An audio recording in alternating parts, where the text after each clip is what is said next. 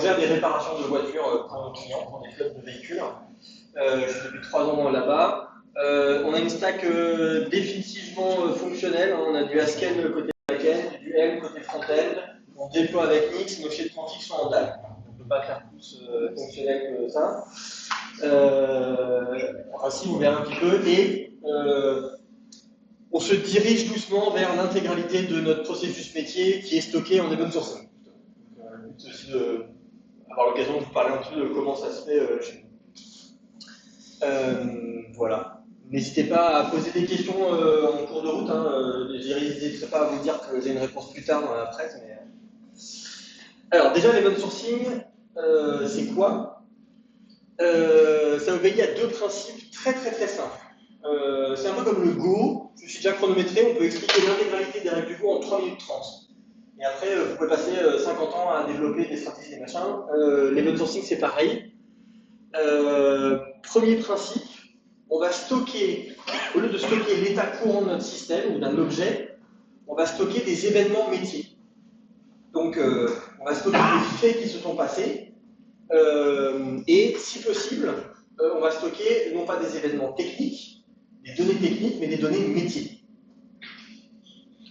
Et deuxième principe, ces événements, ou plutôt le journal de ces événements, tout va être immutable. Okay. Une fois que vous avez ça, vous avez tout l'open sourcing. C'est vraiment tout ce qui va, toute la suite va être drivé par ces deux concepts. On stocke des événements métiers et une fois qu'un événement métier est dans le journal d'événements, il ne peut plus être modifié. Le journal lui-même, la suite de l'événement, ne peut être modifié. Voilà. Alors, ça a quoi comme conséquence? On peut se dire que ce que je vous décris là, évidemment, c'est pas ce qu'on fait d'habitude. D'habitude, on a des bases de données mutables, SQL, NoSQL, clé-valeur, un peu genre des listes. Donc, à l'évidence, stocker un journal d'événements qui sont des événements métiers qui sont immutables, c'est un énorme changement de paradigme. Donc, la première question qu'on pourrait se poser, qu'on devrait même se poser, c'est qu'est-ce qu'il va y avoir comme surprise? C'est quoi les bonnes pratiques? C'est quoi les erreurs qu'on peut faire? Le gros avantage qu'on a, c'est qu'il s'avère que l'humanité sait faire ça depuis très longtemps. Okay, si vous avez des doutes, appelez un comptable. Les comptables stockent des événements métiers immutables. Un journal comptable, c'est des événements métiers. Alors, dans un journal comptable, les seuls événements métiers, c'est des transferts de fonds d'un compte à un autre, à peu près.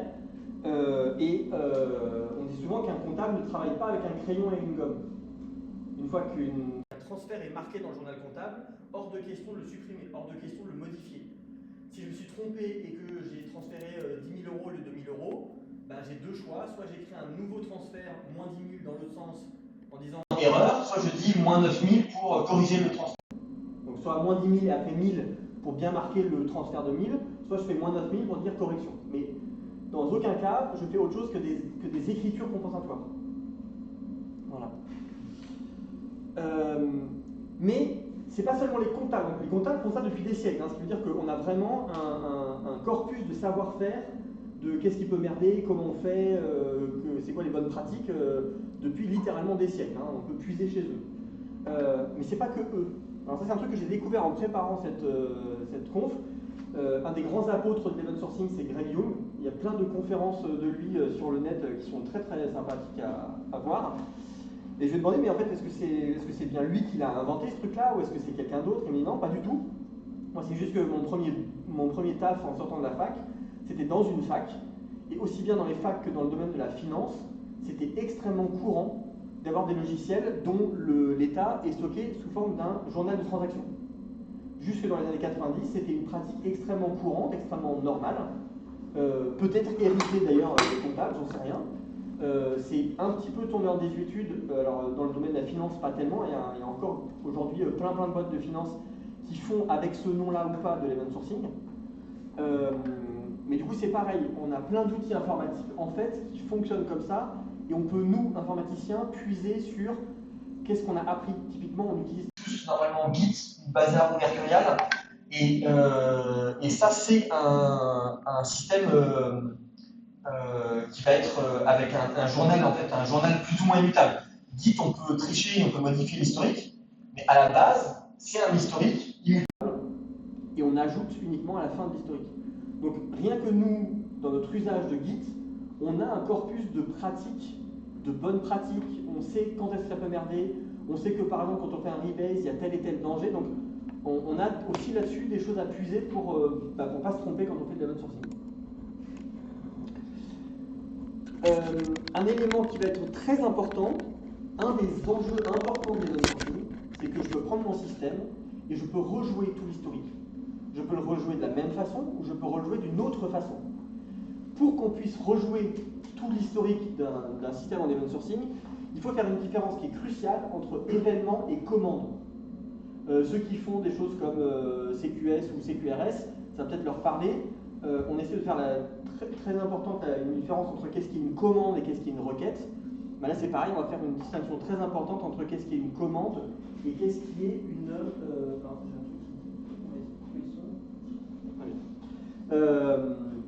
qu'est-ce qui est une commande et qu'est-ce qu'un événement? Un événement n'est pas une commande. Rejouer tout l'historique est une opération pure. C'est vraiment juste des données, on lit des choses et en appliquant un à un les événements depuis un état initial, on arrive à l'état final. Ça ne produit aucun effet de bord. Ça c'est vraiment très important. Parce que j'ai souvent entendu la question, oui mais si on rejoue, est-ce qu'on va pas réenvoyer des mails? Non, non. Si je dis j'ai notifié un client 2, c'est je l'ai déjà notifié.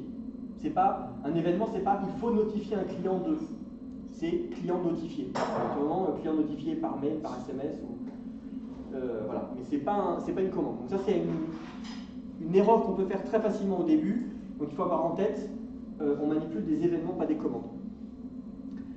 Comme on manipule une donnée immutable, et bien en fait on va tomber sur toutes les choses que la programmation fonctionnelle nous apprend. Si vous faites de la programmation fonctionnelle, vous manipulez déjà des structures de données immutables. Et là c'est pareil, on a plein de savoir-faire qu'on a acquis depuis des décennies sur comment traiter des données immutables. Et on va voir plus tard dans la presse que tout un tas de choses qu'on fait avec l'event sourcing, c'est vraiment les mêmes habitudes, les mêmes opérations qu'on ferait avec un tableau, une liste chaînée immutable dans notre programme en fait. Voilà. Alors, avant d'aller plus loin dans la conf, je vais poser tout de suite, j'ai une opinion controversée, qui est d'ailleurs probablement la raison pour laquelle je fais cette conf aujourd'hui. Je pense que l'event sourcing est une silver bullet. Non, en fait, presque. En vrai, je pense que ça devrait aujourd'hui être notre choix par défaut. Ça ne veut pas dire le choix tout le temps, mais ça veut dire que si on se pose une question on démarre un projet, qu'est-ce qu'il faudrait utiliser, la première réponse ne devrait pas être probablement Postgres ou probablement Mongo. La réponse devrait être a priori de l'event sourcing. Et si on a des raisons de faire autrement, alors on fait autre chose. Donc, il y a plein de raisons de ne pas faire de l'event sourcing. Il y a plein de raisons en termes de type de métier, en termes de certaines demandes de performance. Quand j'en discutais il y a 2-3 semaines, je me faisais la remarque que par exemple, peut-être pas un serveur de jeux vidéo, et encore, même là, il y aurait des moyens de faire de l'event sourcing, mais probablement qu'un serveur de jeux vidéo qui sert des milliers de clients et qui stocke l'état courant de centaines de parties, par exemple de Call of Duty, c'est peut-être pas le meilleur endroit pour faire de l'event sourcing. Là, il y a peut-être des exigences métiers de performance qui ne s'adaptent pas. Mais ça devrait être dans ce sens-là.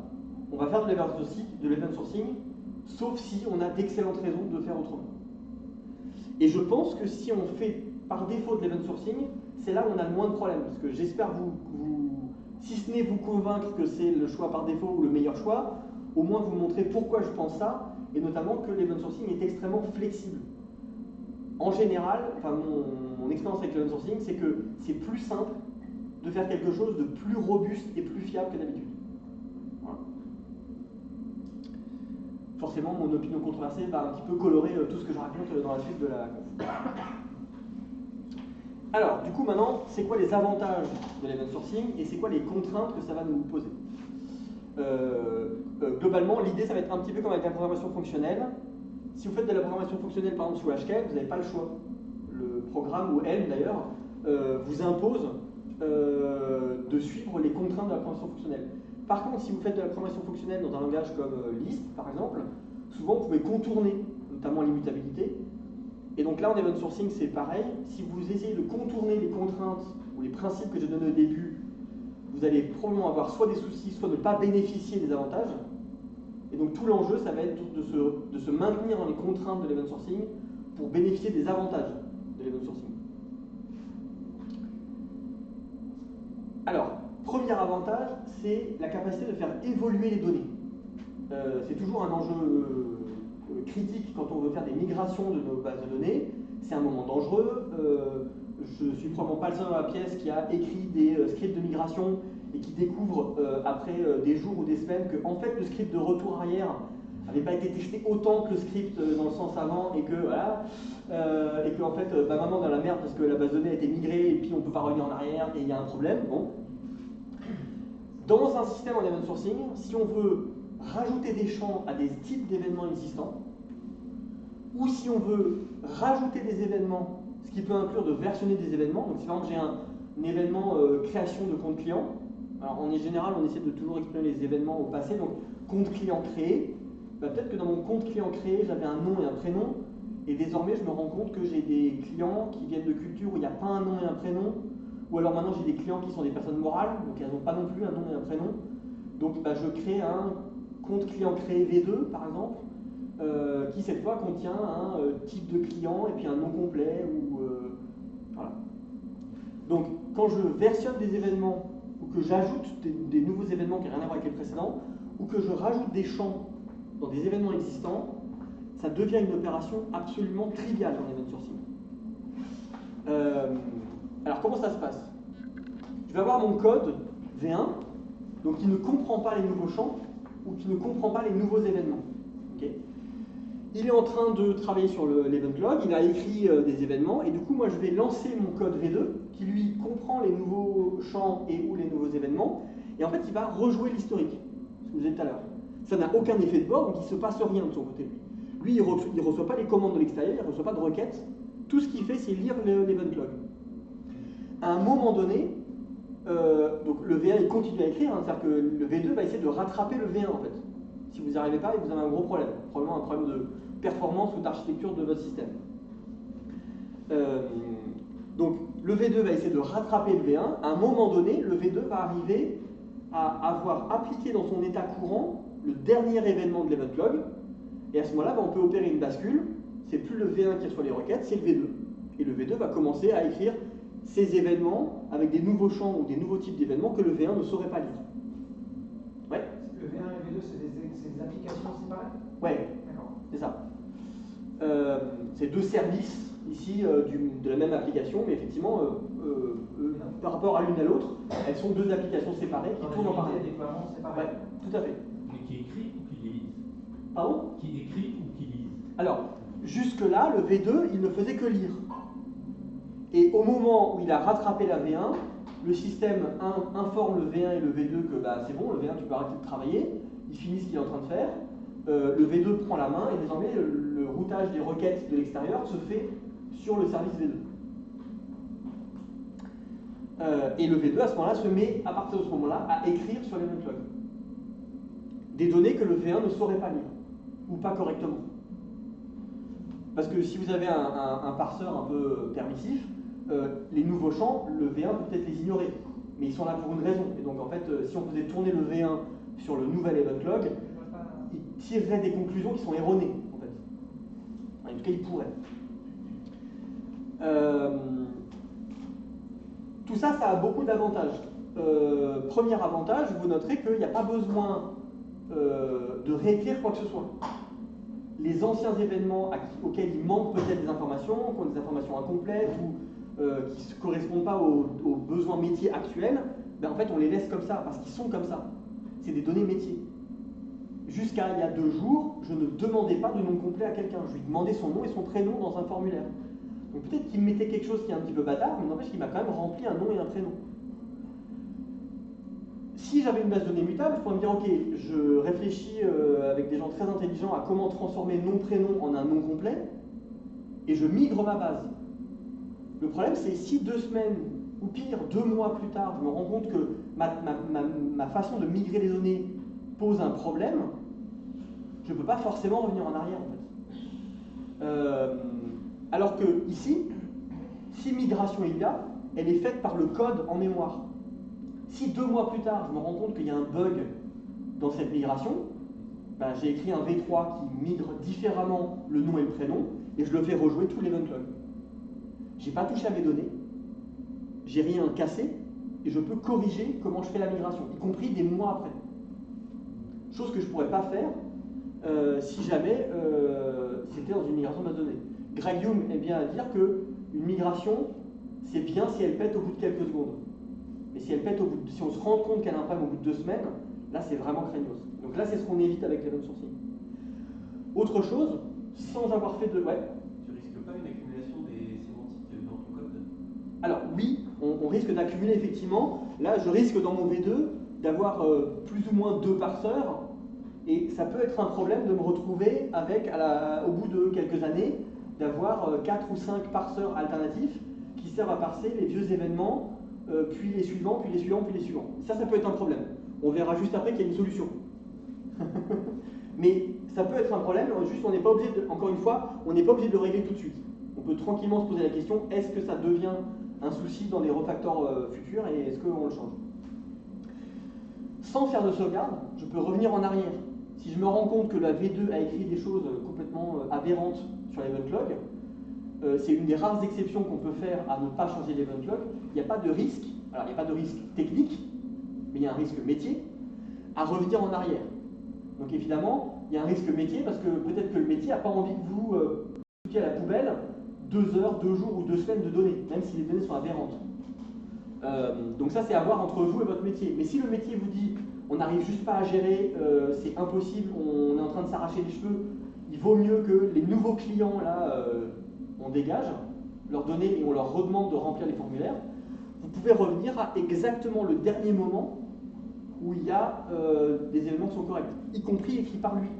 Le V2, s'il écrit rarement des événements avec des nouveaux champs, ou qu'on peut les ignorer, ou qu'il a écrit rarement des nouveaux événements, bah peut-être que le V2, pendant des jours et des jours, a continué à écrire des événements que le V1 peut lire, et à partir du moment où, au bout de 2 semaines, il s'est mis à écrire de nouveaux événements, on s'est rendu compte qu'il y a un problème, on peut revenir à il y a 6 heures, avant que le premier événement pourri ait été écrit.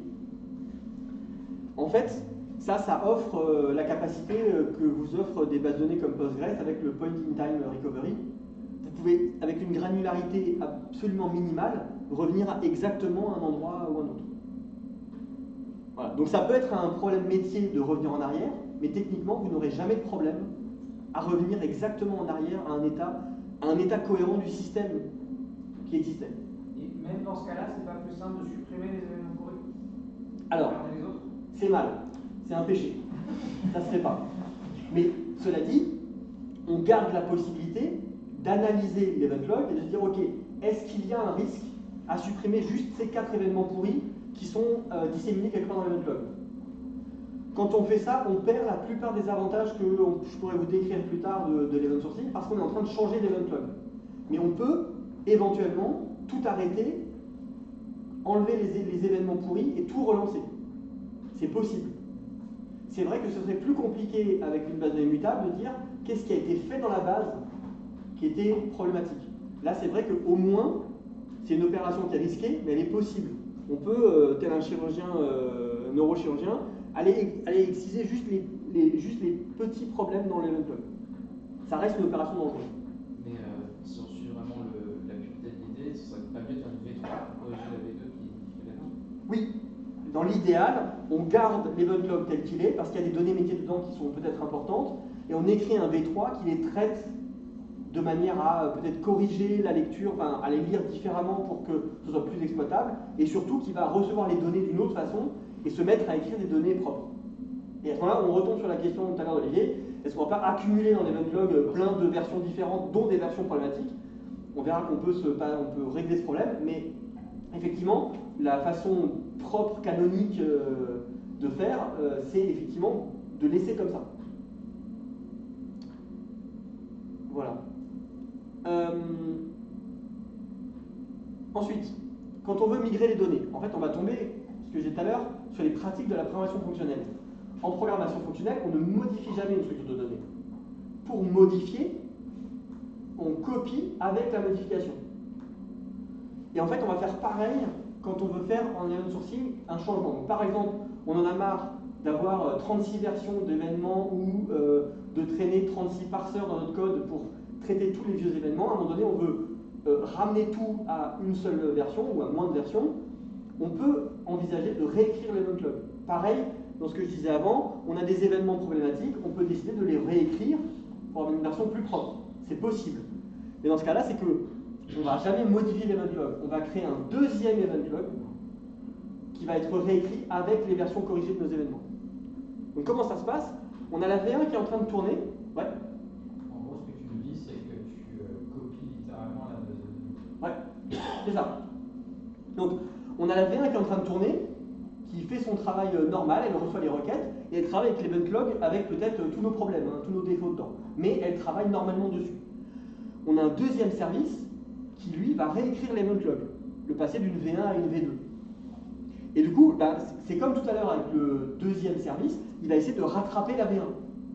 Sauf que là, il y en a un troisième maintenant, c'est qu'on a notre service qui est censé être capable de répondre aux requêtes métiers, qui lui, pareil, va essayer de rattraper le traducteur en lisant l'event log. À un moment donné, vous arrivez à ce point crucial où le traducteur a rattrapé le service qui est en cours d'exécution et le prochain service a rattrapé le traducteur. À ce moment-là, pareil qu'avant, on informe le V1 d'arrêter de travailler et c'est le V2 qui prend la main. L'avantage, c'est que tout ça, on peut le faire pendant que le système fonctionne. Vous notez qu'il n'y a pas d'interruption de service maintenant. C'est plus facile aussi de vérifier que tout est en train de bien se passer. Au fur et à mesure que lui il progresse, on peut mettre tout un tas de checks pour vérifier que tout se passe bien.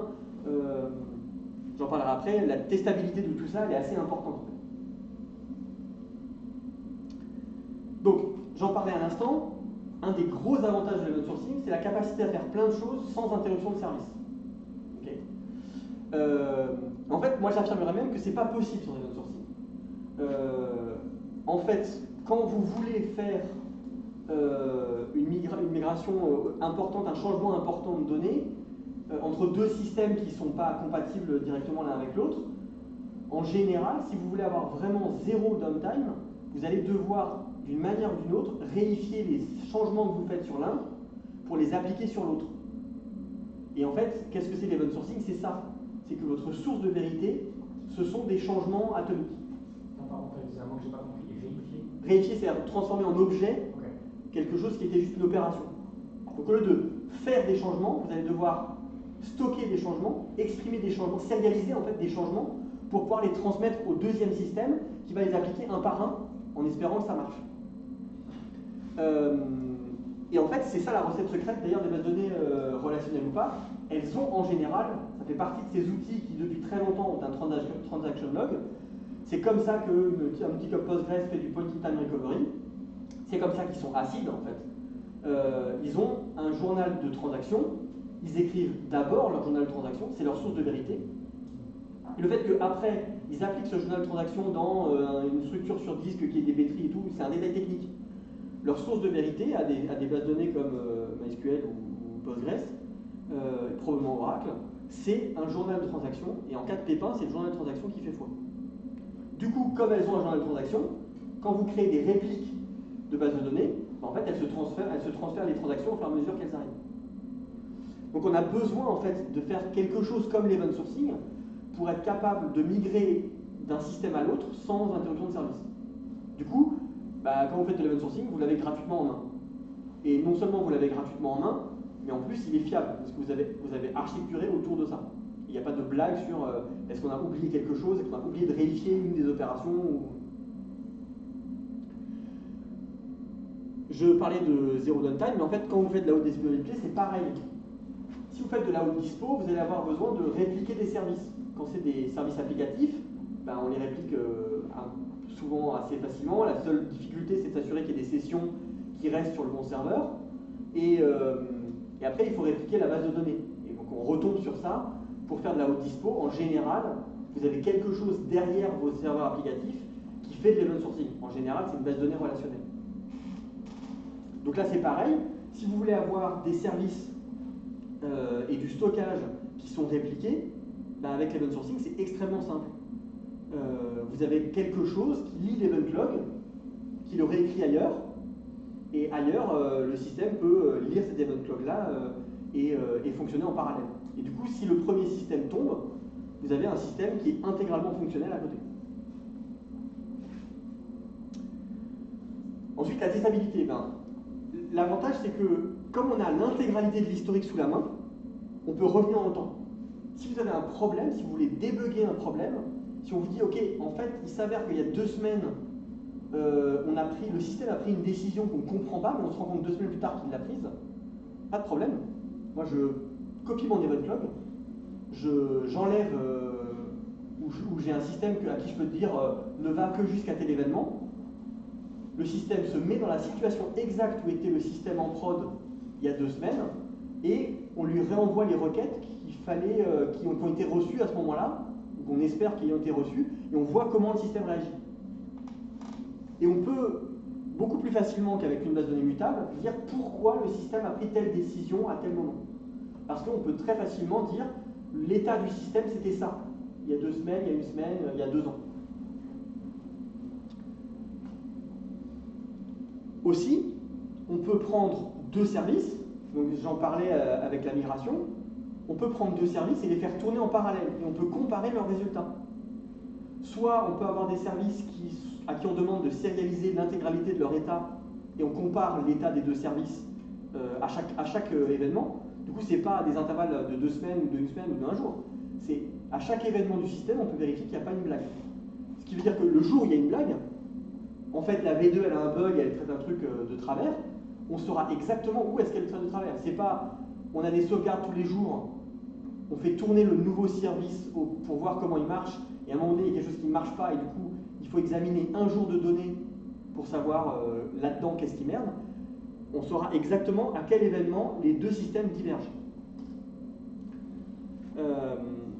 Voilà, donc, pour tester une nouvelle version, c'est extrêmement puissant. Et quand on fait des opérations un peu dangereuses comme une migration où on réécrit l'event log, on peut s'assurer qu'il n'y a pas de blague en rejoignant exactement le nouveau service pour s'assurer qu'il n'y a vraiment rien qui nous passe à travers le mail du filet. Alors, on parle de modèles de données secondaires. J'ai dit plusieurs fois que l'event sourcing, ça sert à être une source de vérité, c'est-à-dire que c'est ultimement ce qui dit l'état de votre système. Sauf que ce n'est pas toujours pratique. Juste un event log. Donc, on va pouvoir créer, alors on parle de read models, on parle aussi dans le jargon de l'event sourcing de projection, c'est-à-dire qu'en fait on projette l'event log sous forme d'un état fixe, et on peut créer par exemple l'état, alors soit en mémoire, c'est la projection de base, c'est-à-dire que le programme lit l'event log et se construit en mémoire un état, mais on peut aussi écrire cet état dans une base de données. On peut très bien avoir une base de données Postgres qui contient l'état actuel du système. De diverses manières, on peut aussi avoir plusieurs, à intervalles réguliers, on peut avoir des bases de données qui nous permettent de facilement interroger quel était l'état du système sans rejouer tout l'event log. Ce qui est très important, c'est que on revient à un élément de la programmation fonctionnelle. Changer de modèle de données secondaire, c'est pas une migration, c'est une reconstruction. On repart de zéro de tout l'event log pour reconstruire. Donc en fait, on risque moins d'avoir, je dirais, du drift. C'est-à-dire que s'il y a un petit bug dans la manière de migrer ou de construire l'état, peut-être que ce bug va être écrit à un moment donné dans la base mutable et il va se traîner dans toutes les évolutions futures de la base mutable. Là, si on se rend compte qu'il y a un bug dans la manière de créer la projection, en fait on la scratch complètement et on la recrée de zéro. C'est beaucoup plus facile de se débarrasser et de ne pas avoir de bugs qui nous traînent dans les pattes en fait. Une question. Ouais. Tu peux nous donner un exemple de ce que c'est une projection?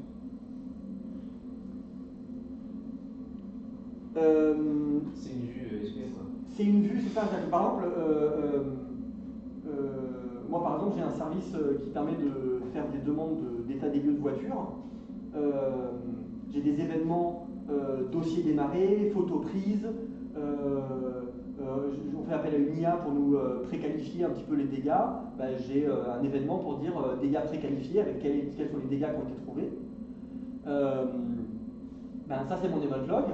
Et après, en mémoire, j'ai un programme qui se crée une vision de quelles sont toutes mes sociétés. Pour chaque société, quelles sont toutes les campagnes d'état des lieux. Pour chaque campagne, quels sont les véhicules qui sont dedans. Pour chaque véhicule, est-ce qu'il y a des photos qui ont déjà été prises ou pas, une fois ou plusieurs fois, ainsi de suite. Donc cet état en mémoire avec société, campagne, véhicule, photo, ça c'est une projection. Parce que c'est pas ce qu'il y a dans mon event log. Mon event log, il n'y a pas des sociétés et des campagnes, il y a juste tout un tas d'événements isolés. Et du coup, c'est ce qui va permettre aussi de dire, dans ma vision actuelle, tous les dossiers qui sont terminés, je ne veux pas les voir. Par exemple. Je les ai dans mon event log, mais Exactement. Mais je les charge pas en mémoire dans mon appli. Exactement. Si on caricature, est-ce qu'on pourrait pas dire que c'est une sorte de traduction d'event log en base de données relationnelles? Oui, tout à fait. C'est ça. C'est ce qu'on a des Git. L'event log, c'est l'historique du Git et la projection, c'est la working copy. C'est ça. Le working copy, c'est une projection. Donc, un des outils, un des usages d'avoir des modèles de données secondaires, c'est de faire des snapshots. Alors, on peut avoir deux types de snapshots. On peut avoir des snapshots liés à un événement. Donc, on peut très bien avoir l'état complet du système dans une base de données relationnelle ou un énorme JSON ou pour chaque événement ou pour des événements à certains moments. On peut se dire que une fois par jour, une fois par semaine, on fait un snapshot du système. Et du coup, quand on veut relancer un nouveau système, il peut très bien partir d'un snapshot et ne relire que quelques événements. Alors, c'est étonnant, je n'ai pas eu l'objection jusqu'à présent. On me pose souvent la question, on pose d'ailleurs souvent à tout le monde la question, oui, mais est-ce que c'est efficace de relire tous les event logs? En pratique, oui. Moi, j'ai eu plein de... on a attendu presque plus de 2 ans et demi avant d'utiliser le snapshot dans mon équipe. J'ai des services où, à la moindre requête, je relis tous les event logs, au cas où. J'ai quelques dizaines de milliers d'événements, ça prend même pas une seconde. Donc, par défaut, on n'a pas de snapshot. Mais le jour où il en faut, on peut en faire, et on peut en faire soit à intervalles réguliers, soit carrément pour chaque événement. On peut pour chaque événement stocker l'état complet du système à ce moment-là. Ouais. Quand tu parles de relire tous les event logs, c'est vraiment tous les événements où tu vas filtrer certains types d'événements, des choses comme ça? Alors ça dépend. Moi j'ai un service qui relie tout son event log. Il n'y a pas de filtrage dedans, il n'y a pas de ségrégation en fonction des agrégats des événements. J'ai juste un gros event log à plat et je le relis complètement. Donc c'est tout à fait possible. Par contre, pour d'autres services, on utilise ce qu'on appelle des streams. Et en fait, du coup, chaque agrégat, donc ça va être chez nous ça va être une intervention de réparation, a son propre stream d'événements. Et du coup, dans un des streams d'événements, il va y avoir en général 30, 40 événements max. Du coup, c'est d'autant plus rapide de le relire complètement parce qu'il n'y a pratiquement rien dedans. Donc les deux sont possibles. On peut séparer les événements par agrégat, ou on peut avoir un gros event log à plat et le relire complètement. Ouais. Du coup, quand tu parles de 30-40 événements, c'est pour un objet particulier. C'est ça. Et du coup, la base totale, elle fait des millions et des millions de millions. Oui. Ah ouais. Donc je peux avoir des dizaines de milliers d'interventions. Pour chaque intervention, j'ai 30 à 40 événements. Et du coup, je me retrouve avec des centaines de milliers d'événements dans ma base. Mais par contre, ma base de données, mon event store, me permet de dire, ok, moi je veux l'intervention X, donne-moi tous ces événements. Et du coup, je reçois très rapidement mes 40 événements et je les rejoue en quelques microsecondes. J'avais une autre question. Ouais.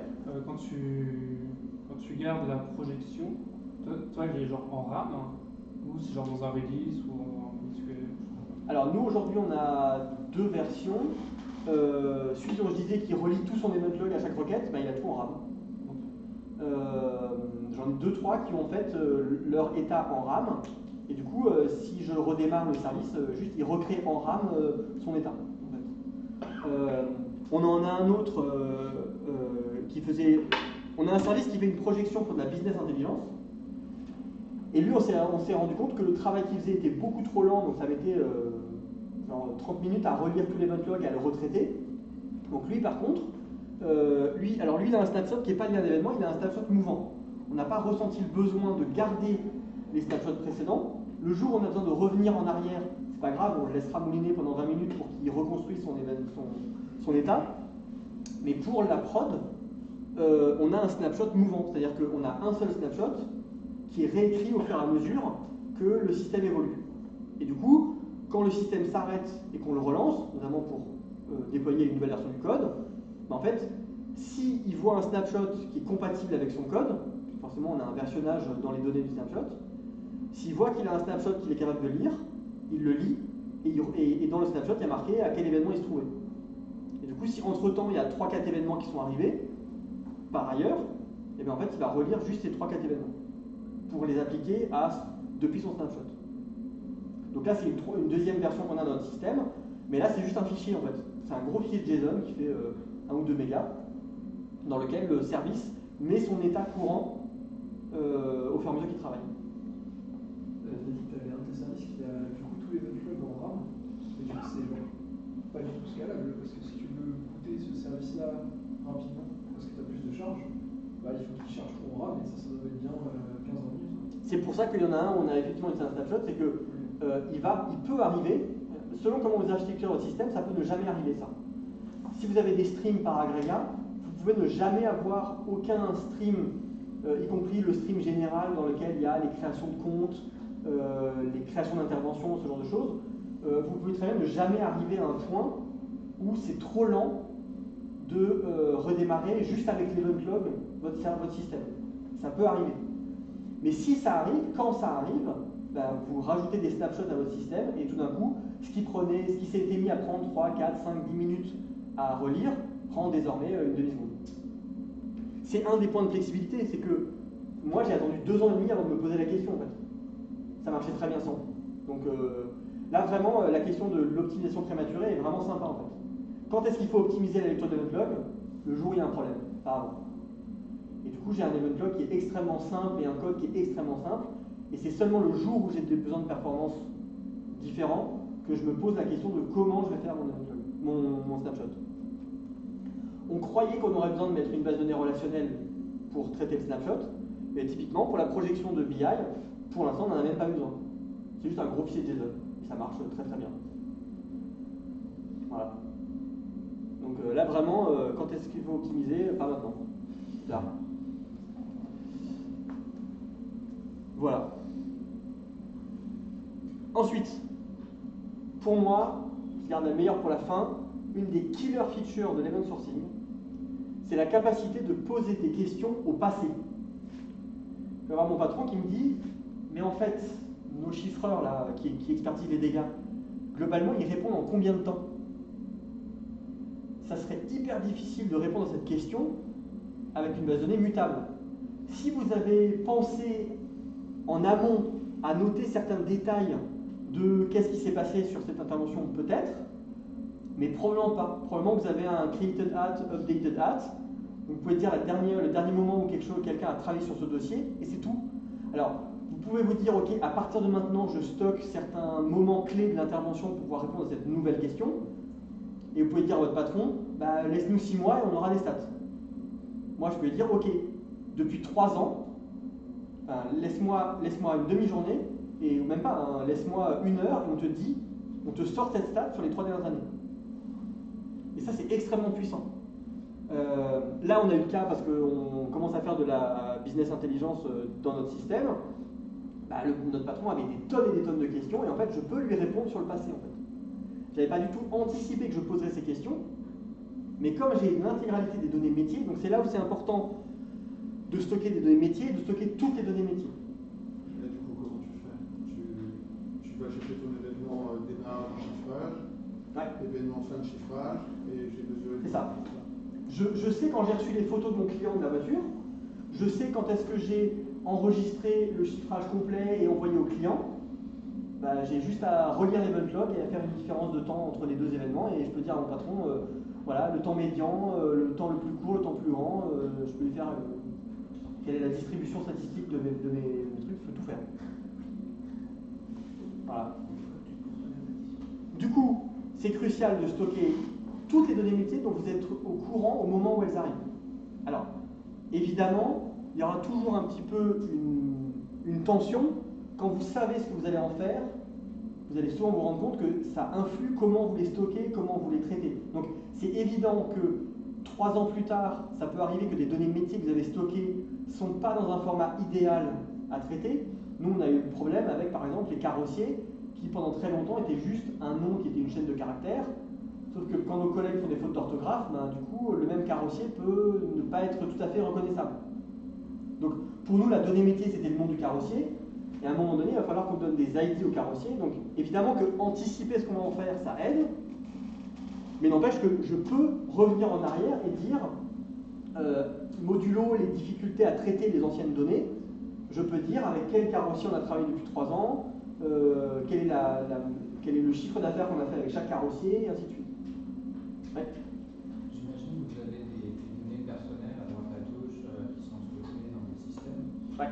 Et les RGPD peut vous demander, quelqu'un peut vous demander le droit à l'oubli. Ouais. Et ça, comment tu gères ça?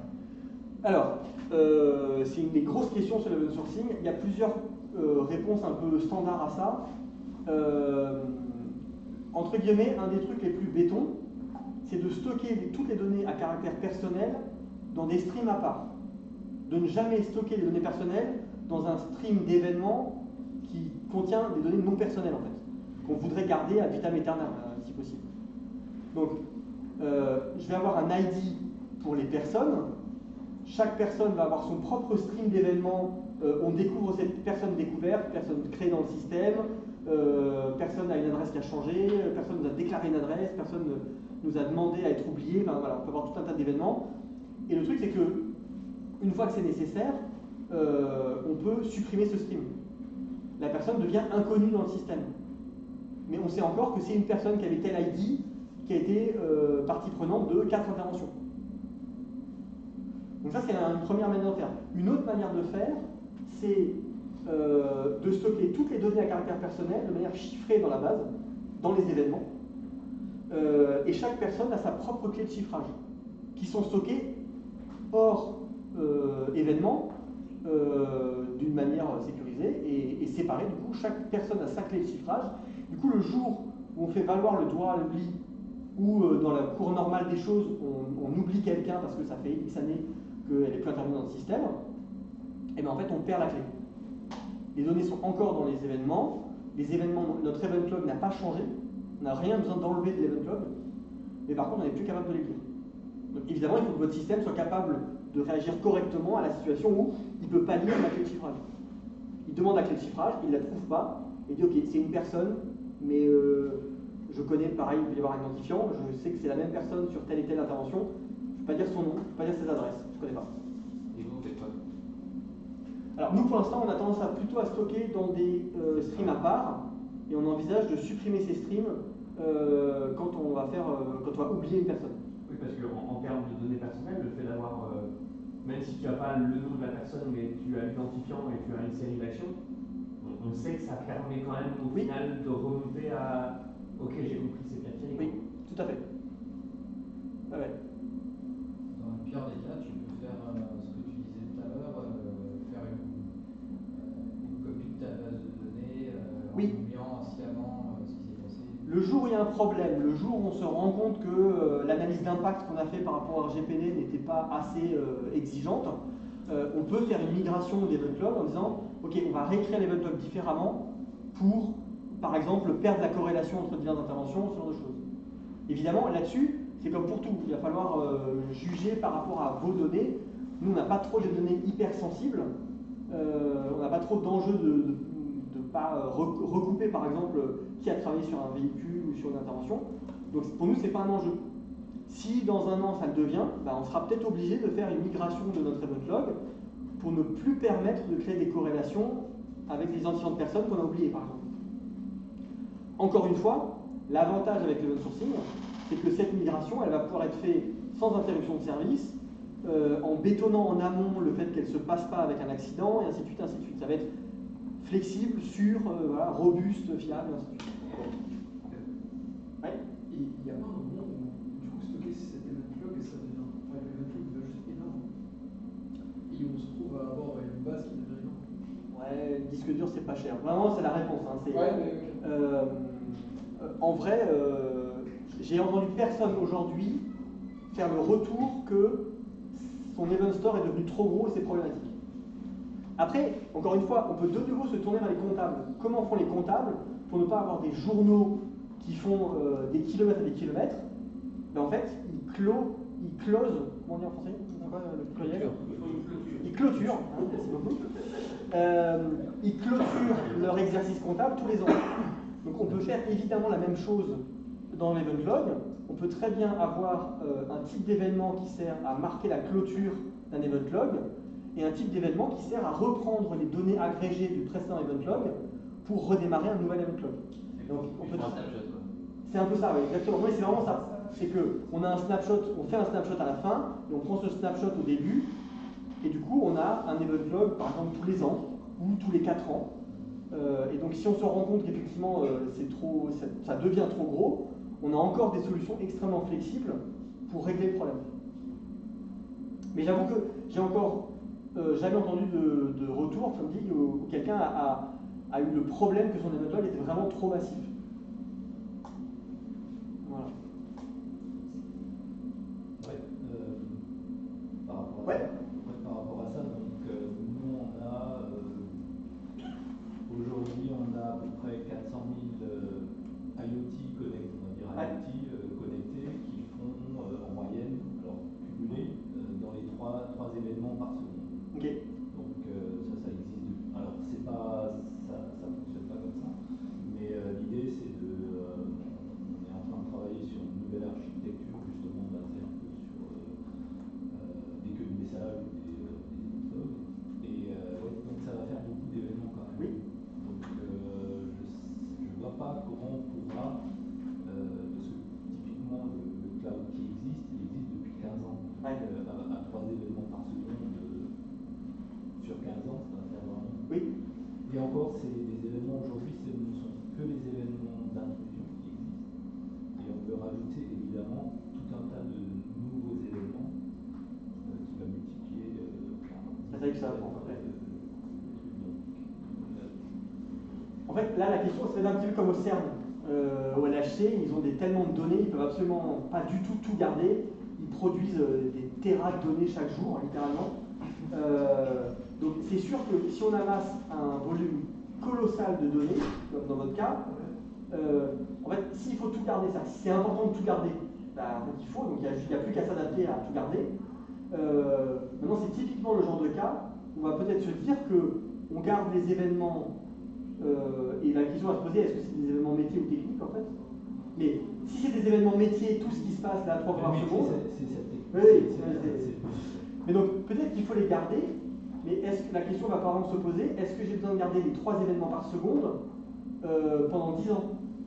Est-ce que par exemple, pendant 1 an ou 2 ans, j'ai peut-être besoin de garder ces 3 événements par seconde, mais après je peux traiter ces données, les agréger pour dire, bah voilà, ce device par exemple, il a peut-être vu 2-3 choses importantes en 10 jours, je stocke un événement qui dit sur à ces 3 dates-là, il s'est passé quelque chose d'intéressant, le reste du temps, rien à signaler.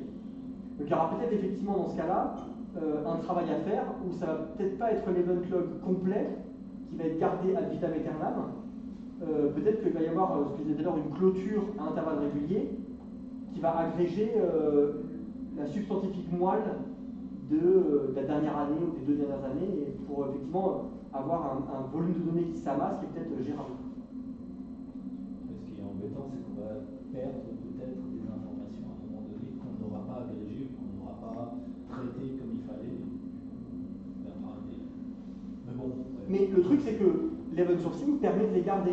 Si vraiment c'est important de pouvoir revenir là-dessus, avec un système en event sourcing, on peut dire qu'on les garde et qu'on les met sur un stockage externe. On peut très bien mettre sur bande les événements des 10 dernières années, et le jour où on nous pose une nouvelle question, ok, mais attendez, est-ce que par hasard il ne se passe pas tel truc depuis 10 ans en termes de sécurité sur notre device?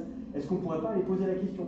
Bah oui, on prend un système qui va aller lire les bandes et relire les événements et aller chercher dans ces événements des 10 dernières années peut-être un pattern malicieux.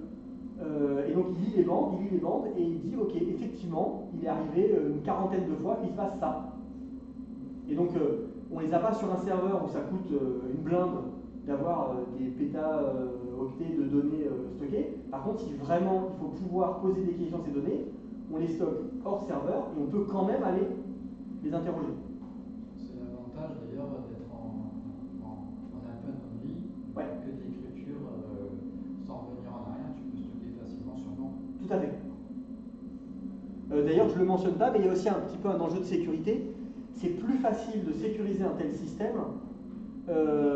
Greg Young racontait que un des clients chez qui il est intervenu pour mettre de l'event sourcing, c'était un hippodrome qui faisait des paris. Et en fait, ils se sont rendus compte, alors c'est vraiment un coup de bol, ou plutôt un coup de malchance pour le malfrat. Il y avait un administrateur du système, en fait, ce qu'il faisait, c'est qu'il plaçait un pari à la con quelques minutes avant la fin de la course. Et au moment où les résultats de la course étaient stockés, son système, avant de stocker le résultat de la course, il modifiait le pari qu'il avait fait. Et du coup, il gagnait à tous les coups. Et il s'avère juste qu'il est arrivé une fois qu'il gagne alors qu'il était le seul, je crois. Et du coup, on a regardé de plus près. Tiens, c'est bizarre, c'est un administrateur qui a gagné le gros lot. Et du coup, ils sont allés voir, et là, du coup, ils ont découvert le poteau rose. Avec un système en event sourcing, il n'y a pas moyen de revenir en arrière et de modifier. Alors évidemment, on peut être l'administrateur du serveur de base de données où sont stockés les événements et à la main aller modifier les événements, mais déjà il n'y a pas d'interface dans le serveur d'événements pour faire ça. Donc il faut aller à la main modifier les données binaires que stocke l'event store parce qu'il n'y a pas d'interface pour dire changement d'un événement. Elle n'existe pas dans l'interface du serveur. Et en plus, le jour où c'est vraiment, vraiment important, que ce soit absolument impossible de faire ce travail-là, vous pouvez avoir votre event store qui est stocké sur un worm. Donc vous pouvez écrire et vous ne pouvez même pas, en étant administrateur du système, modifier les données existantes. Oui, ou simplement avoir un truc d'alerte qui fait que si quelqu'un va suffisamment bas niveau modifier l'event log, il y a 10 000 mails envoyés à tout le monde pour dire vous êtes au courant que oui. Il y a tel truc qui a été modifié. On a même, effectivement, on a des choses intermédiaires. Cela dit, s'il est capable de modifier le binaire que stocke l'event store, on va souvent présumer qu'il est capable d'empêcher les alertes de sortir. Mais ce n'est pas toujours le cas, donc en fait, c'est une vraie sécurité qui peut fonctionner. Un worm, c'est un disque dur où tu peux écrire. C'est ça. Brighton Me quelque chose. Donc sur un disque worm, on peut écrire des secteurs, mais on ne peut pas modifier un secteur écrit. Et donc un event store qui utilise un worm, il va écrire ses événements au fur et à mesure, et en fait, une fois qu'ils sont écrits sur le disque, ils sont là en dur. Donc même l'admin du système ne peut pas aller modifier les événements. Juste une question par rapport à l'architecture microservice. Est-ce qu'il faut avoir un event store qui est commun entre ces microservices ou chaque... Ça dépend, mais c'est possible d'avoir, nous c'est notre cas, alors on a les deux en fait. J'ai certains services qui ont leur propre event log dans leur coin, qui font leur tambouille dans leur coin, et personne ne vient y toucher. J'ai un service qui a son event store dans son coin et j'ai un autre service qui le lit parce qu'il ne le modifie pas et qui a lui-même son propre event store en plus. Donc en fait son event store à lui, enfin ses événements à lui, c'est les événements du premier et les siens. Et à côté de ça, on a une base de données d'événements qui sert à tous les autres services qui écrivent dedans et qui lisent dedans.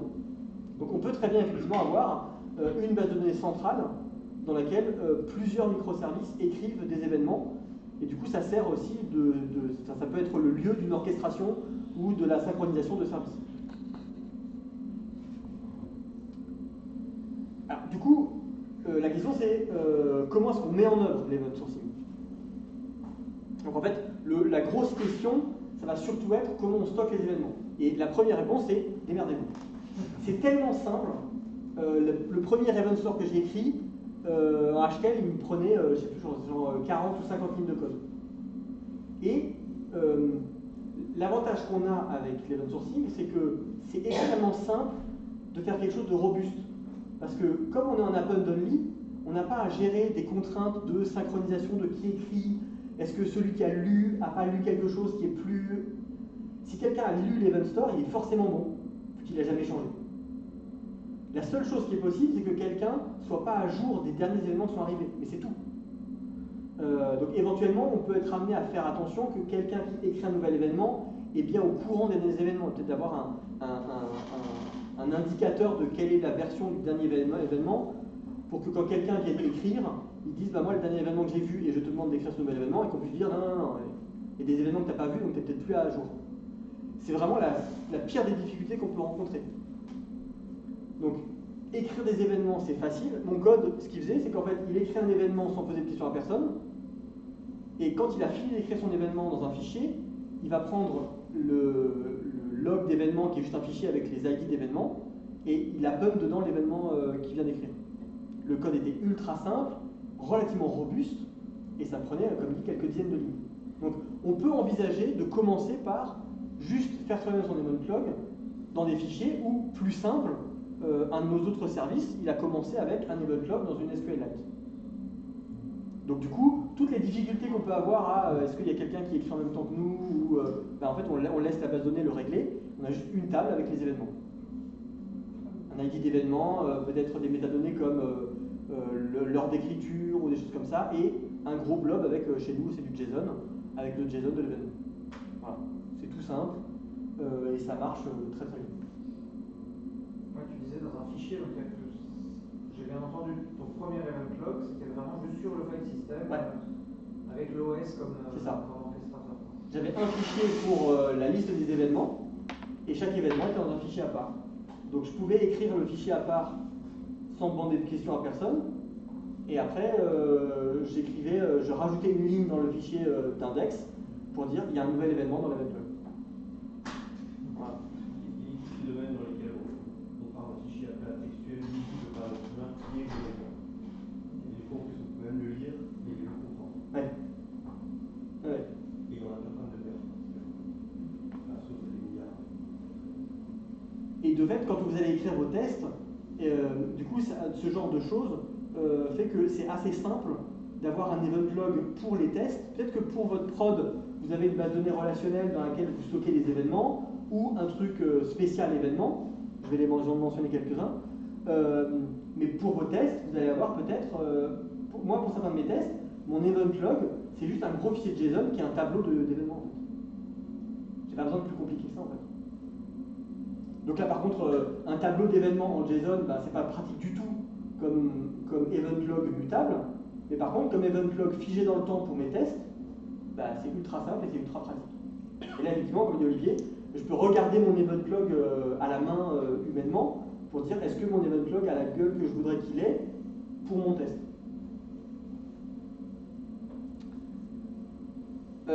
Alors, nous, notre event log centralisé, c'est EventStoreDB. C'est le bébé de Craig Young. Il a plein de fonctionnalités très intéressantes. Il gère évidemment un event log central et des streams d'événements séparés. Il permet de définir des projections directement sur le serveur.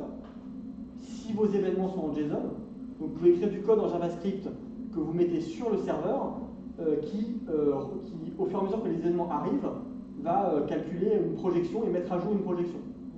Et du coup, vous pouvez vous abonner à une projection. Donc, il y a plein de choses comme ça. Il permet aussi d'oublier des événements au début d'un event log. Nous, par exemple, on a des systèmes à capacité, donc on crée des tokens d'authentification qui ont des durées, par exemple, d'1 heure. Du coup, au bout d'1 heure, on perd les événements précédents, parce que de toute façon, ils sont expirés. Donc si un système vient et va les lire, il va de toute façon pas en tenir compte. Donc on a des streams d'événements qui en fait sont une fenêtre glissante parce qu'on peut ignorer les précédents. Donc on a un bucket comme ça pour les tokens qui valent quelques minutes, on a un autre bucket pour ceux qui vont valoir jusqu'à 1 heure, on a un autre bucket pour des tokens à longue vie qui vont durer peut-être quelques semaines ou quelques mois, et on a un autre token, on peut avoir éventuellement un bucket pour des tokens qui ont une durée de vie limitée, que lui on ne peut pas forcément élaguer. Mais du coup, si on génère toutes les minutes des centaines de tokens, bah, c'est pas grave parce qu'en fait on va les élaguer 1 heure plus tard. Donc ça c'est parmi les petites fonctionnalités un peu avancées que fournit EventStoreDB. Il est vraiment architecturé pour être un event store pour faire de l'event sourcing, ce qui veut dire que par exemple il n'a pas d'opération pour supprimer un événement au milieu d'un stream par contre. Oui. J'ai une petite question à Guitaro. J'ai du mal avec le fait de... On a un agrégat, ouais. On a une commande qui arrive, ouais. Création d'un chiffrage. Mon agrégat est modifié, moi, dans ce que je pratique, il est modifié par ma commande. Ouais. Derrière, je crée un domain event. Éventuellement, ce domain event pourrait être stocké comme un event. Comme un event. Tout à fait. Et du coup, est-ce que. Alors, il n'y a pas de relecture, on ne recharge pas. J'ai un problème avec ça, en fait. Dans le service qui a reçu la commande, Ouais. et qui a son état en mémoire de où il se trouve, effectivement, il va dire, ok, on me demande de faire ça, vu l'état actuel, j'accepte ou j'accepte pas de faire la requête, je l'amende ou pas, je décide de faire quelque chose, et je stocke un événement de domaine. Moi, dans mes services, ce que je fais, c'est que quand je stocke un nouvel événement, je ne modifie pas l'état en mémoire. Je fais passer dans le pipeline de lecture d'Event Log l'événement que je viens de créer. Pour m'assurer justement qu'il n'y ait pas de drift entre le code qui se modifie au fur et à mesure en mémoire et le code qui relierait l'événement. Pour qu'il n'y ait pas de différence entre les deux, en fait, je vire le deuxième. Je ne sais que lire des événements et les appliquer à mon état. Et donc quand je prends une décision de modifier l'état du système, je la sérialise sous forme d'un événement et je relie moi-même l'événement que je viens de créer. Ce qui veut dire que si à côté j'ai d'autres microservices qui lisent aussi ces événements, c'est pareil. Ils vont voir qu'une décision a été prise de changer l'état du système et ils vont, en mémoire ou pas, appliquer cet événement pour avoir un état différent. Et là-dessus, une base de données comme EventStoreDB, Axon en est une autre que beaucoup de gens utilisent pour faire de l'event sourcing, va permettre à tous les services qui se sont abonnés à tel type d'événement ou à tel stream de savoir que l'état du système est en train de changer. EventStoreDB a par exemple dans ses fonctionnalités la capacité de faire de la concurrence optimiste, c'est-à-dire que je lui dis, je pense qu'on en est à tel événement, voilà le nouvel événement. Et si on n'est pas à tel événement, il refuse l'écriture. Et du coup, le service est obligé de lire les nouveaux événements avant de pouvoir en écrire un nouveau. Action, je ne sais pas, parce que celui-là, je ne m'en suis pas servi du tout. Ouais. Est-ce que ce serait une bonne idée d'utiliser Kafka comme event store? Alors, peut-être. Kafka met en avant le fait qu'on peut faire avec eux de l'event sourcing. J'ai déjà une boîte, c'était Clever Cloud, quand je voulais travailler avec eux, qui eux n'ont pas d'EventStoreDB, mais par contre ils avaient déjà un Apache Pulsar qui était mixifié et prêt à être utilisé. Time Series, ça. C'est une Time Series, je crois. Pulsar, il n'est pas fait pour l'event sourcing, mais il est fait pour faire bus et pour faire le stockage en dur à long terme de données. Donc, Kafka, j'ai lu des retours positifs et négatifs. J'ai déjà lu des gens dire on vous dit que vous pouvez faire des event sourcing Kafka, en fait c'est pas vrai. Mais moi je ne suis pas allé creuser plus loin, donc je ne vais pas dire qu'on ne peut pas. Kafka a globalement les fonctionnalités de base qu'on attend d'un event store. Il est capable de stocker dans ses topics de manière durable des événements et il est capable de faire en sorte que des gens s'abonnent à un topic et notamment qu'un service puisse dire j'avais déjà vu jusqu'à telle portion du topic, donne-moi le reste. Donc, les fonctionnalités de base que j'attends d'un event store, à ma connaissance, Kafka les a.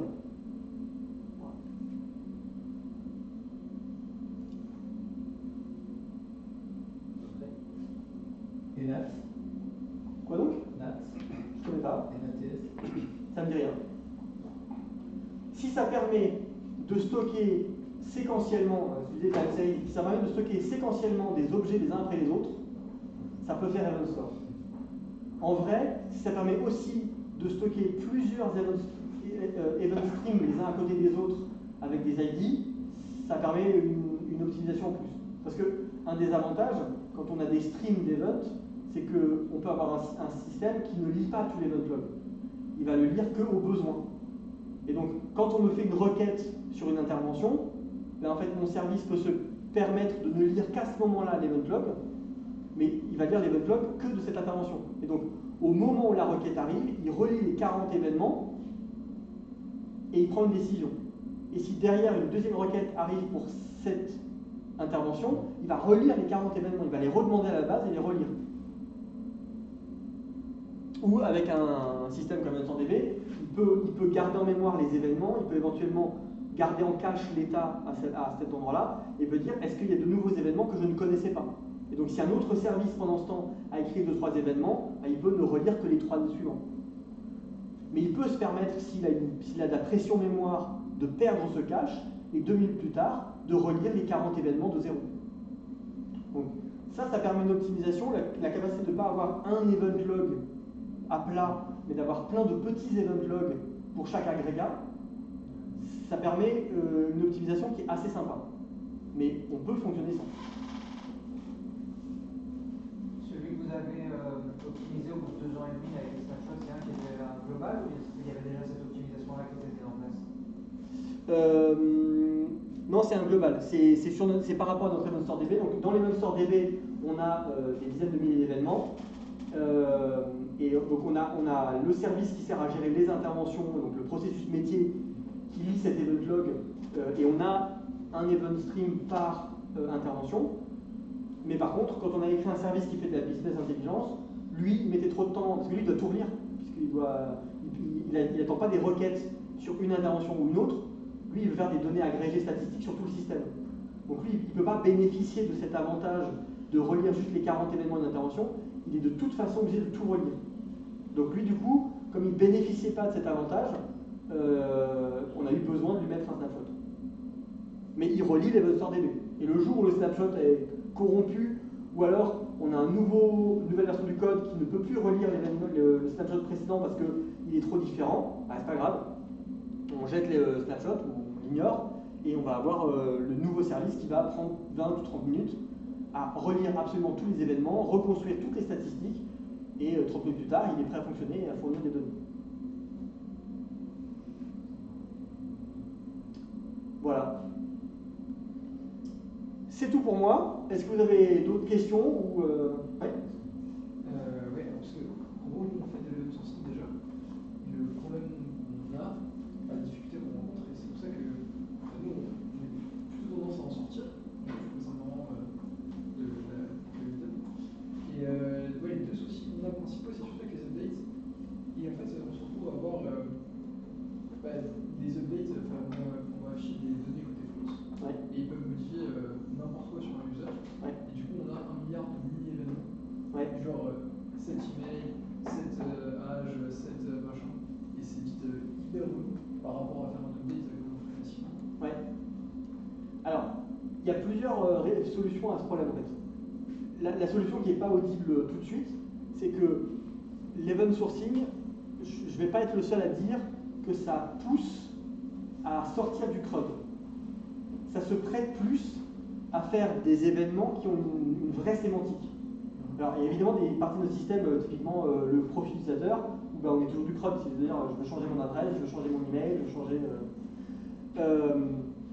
Si on se met à accumuler des tonnes d'événements, ça peut être un lieu où, si c'est problématique, c'est comme je disais tout à l'heure pour l'IoT, ou peut-être de la compilation d'événements avec le temps peut peut-être aider à ne pas avoir 36 choses. On peut se dire que s'il y a une session, alors nous c'est ce qu'on va faire vraiment avec les chiffrages, pour prendre un exemple concret. On a les chiffreurs qui viennent, qui regardent des photos, qui décident, qui changent telle ligne, telle marge, tel prix, ils font plein de petites modifications. On n'a pas envie de se traîner tous ces événements-là parce qu'ils ne nous servent pas à grand-chose en fait.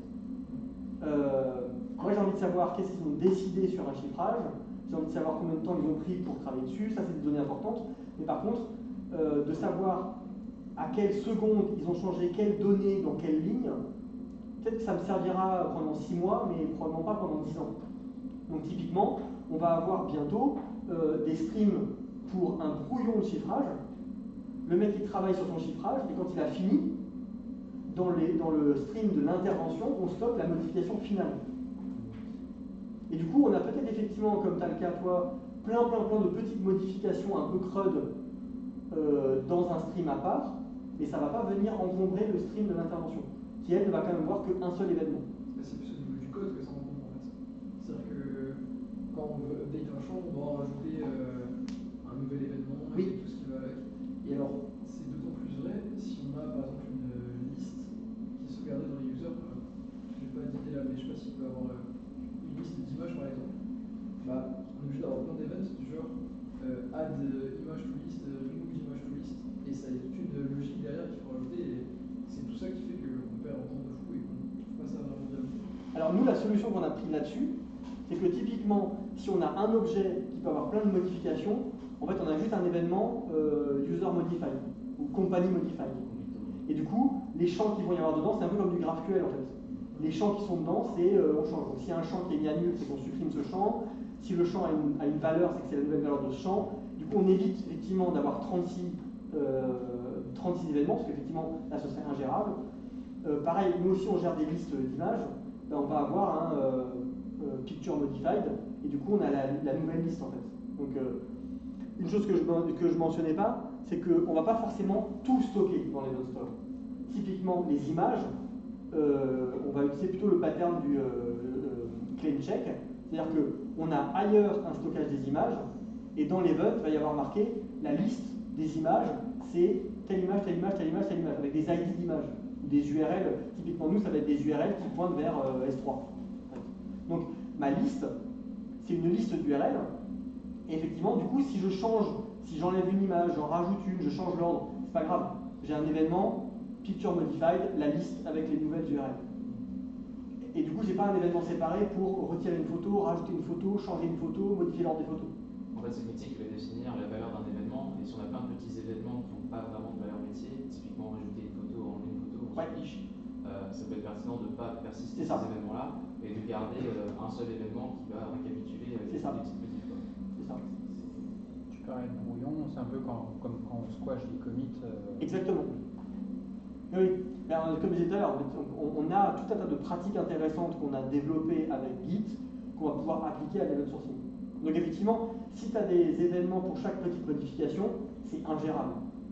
Parce que tu as une multiplication des événements qui est infernale, le code est trop compliqué, enfin, je veux dire, avant que ce soit tout autogénéré, ce qui est possible, cela dit, mais c'est vraiment problématique. Et de toute façon, même si c'est autogénéré, le problème c'est que ça va rester dans l'event log. Donc si tu changes ton code et que tu autogénères de nouveaux événements, il faut quand même que tu continues à gérer les anciens. Donc concrètement, c'est effectivement ingérable de cette manière-là. Donc nous, notre choix, ça a été d'avoir des événements, là où il y a du CRUD, les événements sont extrêmement simples. Après, il y a une tension entre l'événement technique et l'événement métier. Oui. Oui, bien sûr. On a envie de beaucoup de données pour avoir tous les intérêts de l'event dans 2 ans, dans 3 ans, quand on a besoin de faire des analyses, des choses comme ça. Mais d'un autre côté, si on stocke tout et n'importe quoi, on a trop de complexité et c'est pas gérable non plus. Donc c'est peut-être ça la grosse difficulté de cette approche, c'est de juger où mettre le curseur sur qu'est-ce qu'on va stocker dans l'événement. Et déjà, est-ce que c'est pertinent de mettre cet événement dans le store? C'est là où il y a une tension et où il n'y a pas de réponse définitive et simple et unique. Je disais des événements métiers immutables, et la partie métier est importante, mais qu'est-ce qui est encore, dans le cas de toi, qu'est-ce qui est encore du métier, qu'est-ce qui est déjà de la technique, c'est pas toujours aussi simple que ça, et qu'est-ce qui va avoir de la valeur plus tard, ou qu'est-ce qui, à l'évidence, ne va pas avoir de valeur et qu'on peut agréger ou perdre, là il y a des jugements à faire et on peut éventuellement choisir une direction qui n'est pas bonne. L'avantage de l'event sourcing, c'est qu'on peut au début choisir plus, se rendre compte que c'est casse-pied et changer son fusil d'épaule et se mettre à stocker moins. C'est sûr que si trop tôt on choisit de stocker peu, là par contre l'event sourcing ne nous offre pas de possibilité pour revenir en arrière. Donc là par exemple dans ce cas-là, on se rend compte qu'il y a plein de petits événements techniques qui n'apportent pas grand-chose. Une solution ce serait de dire à partir de maintenant on les agrège dans un seul événement. On constate que c'est ingérable avec 40 événements par type d'objet pour chaque champ changé, et on décide d'agréger tous ces événements en un événement où on a un processus qui lit l'event log et peut-être le migre ou le réécrit. Si c'est dans des streams, qui prend le stream avec trop d'événements et le réécrit sous une nouvelle forme pour avoir un stream V2 avec juste 1 ou 2 événements là où il y en avait 40. Donc on peut avoir par exemple des streams en mémoire qu'on peut ensuite par exemple traduire en un seul événement en base de données, tout comme ça. Donc c'est une notion de. Il ne faut pas s'interdire d'avoir plein de streams dans tous les sens, mais c'est une notion de dans le métier. Nous, c'est carrément dans l'event store en fait. Pour les chiffrages, on aura dans l'event store le stream complet avec toutes les mini-modifications du chiffrage. Et simplement, du coup, en fait, un chiffrage sera dans 2 streams. Le stream du brouillon et le stream de l'intervention. Dans le stream de l'intervention, on a commencé à chiffrer, on a fini de chiffrer. Voilà l'état du chiffrage final. Et si on veut savoir qu'est-ce qui a été fait dans le chiffrage, on aura le stream du brouillon. Probablement que ces streams de brouillon, on va les jeter au bout de 3, 6 mois, 1 an. Peut-être qu'on ne les jettera pas tant que ça ne va pas prendre trop de place. Donc peut-être que pendant 5 ou 10 ans, on va garder tous nos brouillons de chiffrage, parce que ça pèsera quelques mégas, quelques gigaoctets, on s'en fout. Peut-être qu'au bout de quelques mois, ça va commencer à prendre beaucoup de place et on va décider de les virer. On a le choix. C'est quoi les nouveaux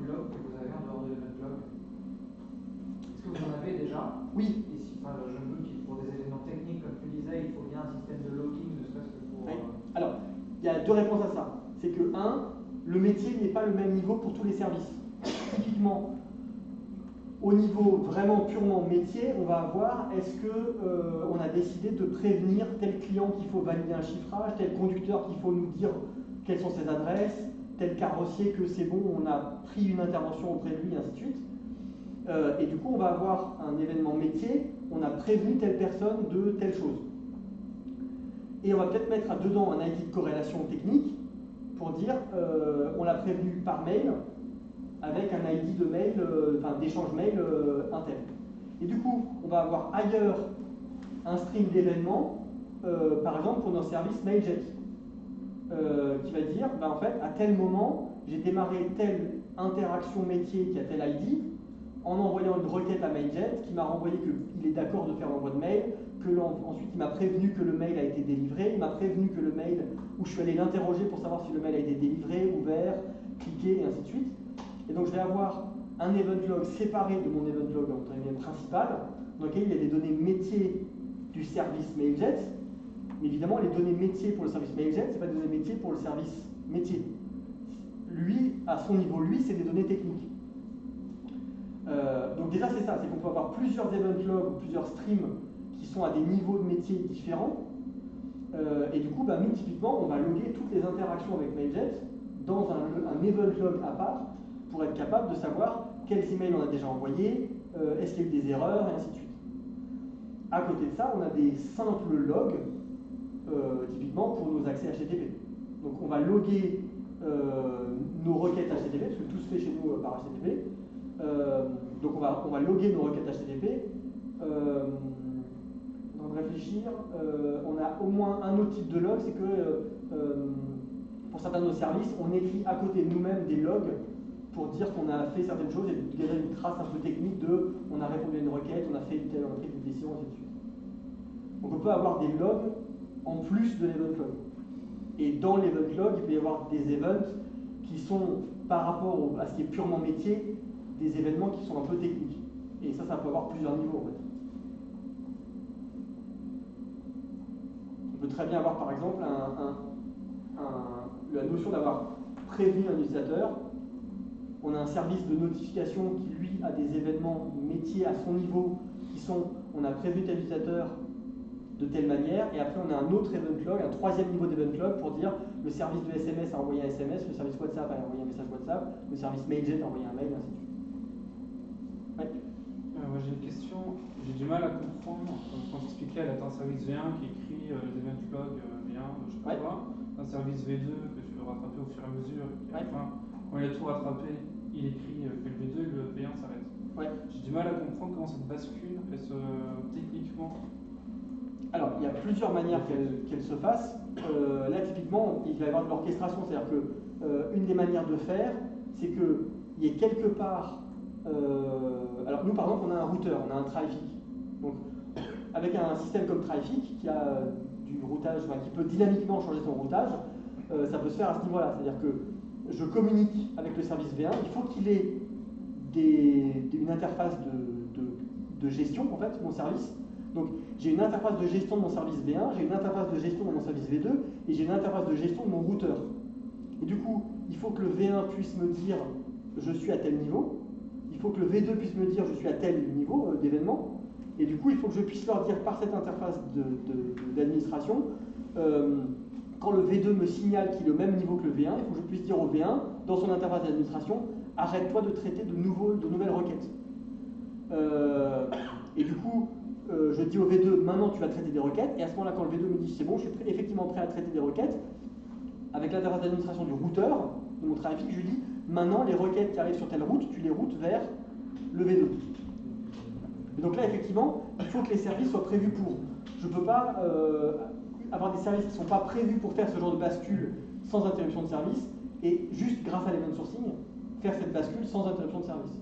Pour qu'il n'y ait effectivement aucune interruption de service, il faut que les services soient capables de s'orchestrer et soient capables de dire où est-ce qu'ils en sont et d'avoir les capacités de dire maintenant je ne traite plus de requêtes ou je laisse les requêtes rebondir, ainsi de suite. Voilà. Ouais. Est-ce que tu arrives à recruter des gens qui sont compétents sur l'event sourcing ou tu les formes forme en interne? À partir de ce soir. C'est tout le but du métier. Alors, je ne pensais pas, mais à ma grande surprise, oui.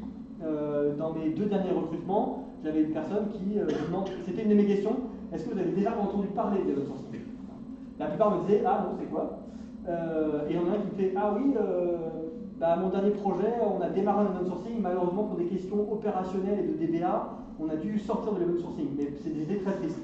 Donc voilà, c'était donc il y a des gens qui sont compétents. Ça fait maintenant 10-15 ans que Greg Young fait beaucoup de bruit publiquement sur l'open sourcing, et du coup il y a quand même pas mal de gens qui commencent à s'en servir. On voit ici dans la salle, on a plusieurs personnes qui disent qu'ils en font. Maintenant c'est sûr que pour moi c'est comme la programmation fonctionnelle. Je ne m'attends pas à trouver des gens qui sont aujourd'hui compétents en HTML et en open sourcing. Mais ça existe. Pour ma perle rare, elle était compétente en HTML et en open sourcing.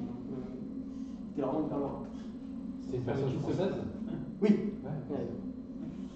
Voilà. Mais je ne l'ai pas trouvé à Strasbourg, je l'ai trouvé à Lyon. Mais donc oui, il y a des gens qui sont formés à l'open sourcing.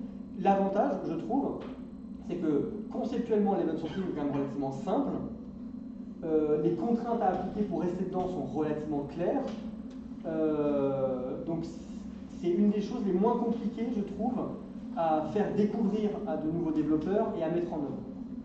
Maintenant, une équipe qui ne connaît absolument pas l'open sourcing va évidemment faire des erreurs et peut-être au début, nous on a eu le cas, une partie de l'équipe à un moment donné a écrit une partie du service où ils estimaient qu'ils allaient traduire des events d'un bout du système à l'autre, et ils se sont dit on ne va pas tout traduire d'un coup, on refera des retraductions plus tard. C'est-à-dire qu'en fait ils voulaient réécrire régulièrement l'event log, et c'est possible, mais ça nous a posé plein de difficultés. Donc une équipe qui découvre l'event sourcing va probablement, comme tout changement de paradigme, faire des erreurs, mais si vous avez au moins une personne dans l'équipe ou un consultant extérieur qui est là pour vous guider, qui connaît bien l'event sourcing, c'est vraiment très facile de faire monter en compétence les gens là-dessus. Parce que conceptuellement, c'est relativement simple. Et c'est relativement facile de le faire correctement. Voilà. Ouais. J'ai une petite question sur les objets multiples du stack. Est-ce que genre tout est au même niveau, ou alors est-ce que tu imbriques, c'est du JSON, donc quelque part on fait ce qu'on veut, mais est-ce que tu as quand même des sortes de sous-objets, un peu comme tu aurais des tables de jointure en MySQL Oui. Dans le système actuel, on a tendance à avoir un stream par agrégat, et du coup, il peut y avoir plusieurs objets dedans, et en fait, mon événement... je dis ça, mais en fait, comme les données sont métiers, on ne va pas totalement voir les objets techniques qui sont dans le système. On les voit beaucoup moins qu'on ne va le voir dans une base de données mutable dans laquelle on stocke l'état actuel du système. En fait. Donc, on a tendance à stocker des choses comme le client a validé le chiffrage en faisant tel choix. Le chiffreur a vu tel dégât sur telle partie du véhicule. Et du coup, la notion d'événement et de sous-événement, de qu'est-ce qui est la racine d'un agrégat, qu'est-ce qui est une entité sous la racine, ça apparaît quand même beaucoup moins dans les événements. Parce que justement, on stocke des données métiers. Du coup, ton objet technique dont tu as besoin au moment, il est reconstruit. Ouais, c'est ça. Exactement. Du coup, vous faites quand même du DDD ou comment ça se passe? Oui, on n'est pas 100% DDD, mais on a tendance à manipuler les concepts du DDD. L'event sourcing est né dans le monde du DDD. Il s'y prête parfaitement bien. Ouais. Est-ce qu'il y a un cas, une situation, je crois qu'on a déjà un peu parlé au début, où il vaut mieux complètement éviter et utiliser une base de documents, une base de graphes, une base de SQL de la sortie? Comme je disais au début, même pour quelque chose qui va être à haut trafic, avec des demandes de performance importantes, je n'éliminerai pas tout de suite la possibilité que l'event sourcing va en fait être très pratique. Typiquement, pour un serveur de jeux vidéo, le jour où il y a des questions sur de la triche ou des choses comme ça, avoir tout l'event de la partie et de peut-être pas la garder pendant des années, et de la garder juste quelques semaines, le temps de pouvoir revenir en arrière s'il y a une contestation, ou de la garder longtemps si c'est par exemple de l'e-sport et qu'il y a du pognon en jeu, des choses comme ça. Même pour ce genre de cas-là, j'attendrai de voir, de tester pour dire que ça ne marche pas avec l'event sourcing. Mais pas l'event sourcing, c'est juste du log que tu as besoin dans ce cas. Peut-être. Mais ce que je veux dire, c'est que même là, peut-être que l'event sourcing ce serait pratique. Mais c'est vrai que pour moi, le premier truc où je dirais que c'est peut-être pas adapté, c'est ça, c'est s'il va y avoir un très haut trafic, un très grand nombre d'événements à la seconde, peut-être 3 événements par seconde sur 10 000 objets, c'est peut-être pas... Tu sais, Pierre, les banques gèrent des milliards de transactions par seconde et ils font de l'event source. Et, ils ont l'architecture qui permet. Non, mais il y a des solutions. Oui, même mais pour des très gros trafics. je suis d'accord. En fait, là où j'imagine que peut-être ce ne sera pas utile ou pas adapté, c'est quand il va y avoir un très gros trafic et qu'il y a des demandes de performance importantes. Mais comme il le dit, les banques ont un énorme trafic, ont des besoins de performance assez importants. Mais dans leur cas, c'est tellement important de pouvoir revenir en arrière et d'avoir une trace exacte de tout ce qui s'est passé que l'event sourcing, même dans ce cas-là, est adapté. Et puis tu parlais de snapshot tout à l'heure, tu as toujours cette possibilité de faire un truc multi-échelle où tu gardes tous les événements sur du court terme. Oui. Et puis quand tu as des besoins, là du coup c'est pas grave si tu as énormément d'événements à la seconde parce que on reste sur du court terme. De temps en temps tu fais un snapshot, tu restes sur des trucs un peu moins réguliers. C'est pas pour rien que je blaguais en disant que c'est la silver bullet en fait. C'est qu'il n'y a quand même vraiment pas beaucoup de cas où l'event sourcing est à l'évidence absolument pas adapté. On peut l'utiliser de manière qui est un peu pas adaptée. Je pense qu'effectivement, nous on a un petit peu aussi peut-être fait l'erreur au tout début d'avoir des événements trop petits, trop techniques. Donc il y a des moyens de faire de l'event sourcing d'une manière qui n'est pas adaptée. Mais il n'y a vraiment pas beaucoup de cas où l'event sourcing en soi n'est pas adapté au cas d'usage. Juste là pour l'exemple des banques, on parle de milliards de transactions, milliards par jour, on va dire. Mais c'est un cas qui est où ça demande une grosse performance en écriture. Mais est-ce que si on avait l'inverse, un cas où on a peu d'écriture mais énormément de besoin en lecture, est-ce que là, du coup, l'event sourcing ne serait pas justement le... Alors là, il est très pratique parce que on peut avoir des modèles de données secondaires. Donc on peut avoir peut-être un bottleneck de l'écriture, on a un event store unique dans lequel se font les écritures et qui est la source de vérité. Et par contre, on a d'autres services qui lisent, alors soit qui répliquent cet event log, soit qui lisent l'event log et construisent dans des bases de données relationnelles ou en mémoire des projections, et les lectures se font sur ces modèles-là. Mais du coup, qu'est-ce qui différence avec le fait de partir sur des CQRS mais avec une base SQL sans event store? La différence, c'est qu'on peut faire des choix. Si je pars sur du CQRS avec une base de données mutable, le jour où je me rends compte que j'ai besoin de poser des questions sur le passé, je ne peux pas. Le jour où je veux changer de base de données, c'est compliqué. Le jour où je fais une migration un peu compliquée, c'est compliqué. Si je fais de l'event sourcing, le jour où je me dis, en fait, j'ai vraiment besoin d'avoir un état courant dans une base de données relationnelle, je peux. Le jour où je veux changer cette base relationnelle, je peux. En fait, c'est vraiment ça le pouvoir magique de l'event sourcing, c'est qu'il ne bloque rien en fait. Il peut être en dessous de quelque chose d'autre qui peut changer continuellement et qui peut changer aisément en fait. J'ai vu quelques projets dans lesquels ils ne faisaient pas le choix immédiatement, mais ils commençaient à créer leur event log, juste en écriture uniquement, sans utilisation, pour plus tard décider de si on voulait basculer dessus et le prendre comme source de vrai à un moment donné. Alors, attention, parce que moi j'ai fait cette erreur. J'ai eu un service qui ne faisait que écrire des événements. Alors, moi il s'avère qu'il n'avait pas besoin trop de relire ces événements, donc j'avais rien pour me protéger de faire l'erreur. Mais on a un deuxième service ensuite où des développeurs un peu plus juniors ont plus tard commencé à stocker des événements, mais le service avait un état mutable. Et on s'est rendu compte, au moment où on a voulu exploiter ces événements, que parce qu'ils n'étaient pas la source de vérité du service, il leur manquait des choses. Donc, je recommande à quiconque démarre avec de l'event sourcing de faire non pas de l'event logging, mais vraiment de l'event sourcing. C'est-à-dire qu'il n'y a pas de données ailleurs que dans l'event log qui sert à construire l'état du système. Ça évite la blague de croire qu'on écrit des événements qui sont exploitables et de se rendre compte après des semaines ou des mois qu'en fait non, ils ne sont pas exploitables. Il faut juste retirer les continues de capter, il n'y a pas de souci. Ouais. Ah oui, bien sûr.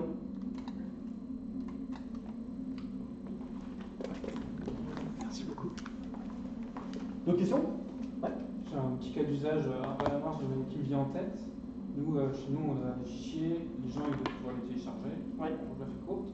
Par contre, on a une limite sur le téléchargement. C'est pas plus de 10, tu peux pas télécharger plus de 10 fois le même fichier dans une heure. Okay. Pour éviter d'être DDoS en gros. Et du coup, là, alors, tu vois, on pourrait récupérer tous les event logs. Je sais pas combien de lignes de téléchargement, c'est un peu chiant quand même à gérer. Est-ce que la database elle peut à un moment dire moi je veux tous les événements de type download entre telle heure et telle heure et tu me les comptes et tu me donnes. Alors, un peu comme une base de données SQL. Non. Un event store en général ne va pas être capable nativement de dire je veux les événements à partir de telle date. Un event store comme Event Store DB par exemple, je ne sais pas pour les autres, est tout à fait capable de dire je veux lire les événements à partir de tel événement par contre. Il a indexé les ID des événements.